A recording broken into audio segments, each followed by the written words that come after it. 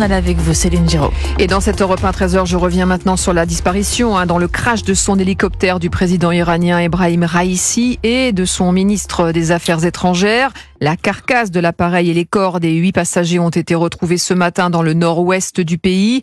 La piste accidentelle semble la plus privilégiée à ce stade. William Molinier, 5 jours de deuil ont été décrétés en Iran. Alors, quelles pourraient être les conséquences dans le pays et au-delà ? Eh bien d'abord, le guide suprême Ali Khamenei a désigné, comme le prévoit la Constitution, son remplaçant, Mohamed Mokber, qui était le premier vice-président, qui prend donc la place de président, place par intérim, puisqu'une élection va devoir se tenir dans les 50 prochains jours.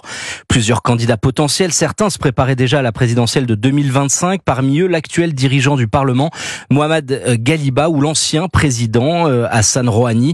Ce qui est certain, c'est que Raïssi va laisser un vide dans l'appareil iranien, figure de l'aile la plus radicale du pouvoir. Il était même pressenti pour être désigné successeur de l'ayatollah. Alors peu de chance que sa disparition conduise à l'écroulement du régime, mais c'est à minima une période d'incertitude qui s'ouvre à la fois en interne, où les gardiens de la révolution font face à une contestation grandissante du peuple iranien, mais aussi au-delà. L'Iran est un acteur majeur au Moyen-Orient, secoué par la guerre entre Israël et le Hamas. Le mois dernier, Téhéran avait lancé 350 drones et missiles sur Tel Aviv, quasiment tous interceptés. Il est quasi certain que la mort de Raïssi et les circonstances du crash d'hélicoptère vont faire l'objet de tentatives d'instrumentalisation, aussi bien de la part du régime pour se renforcer que de ses opposants qui vont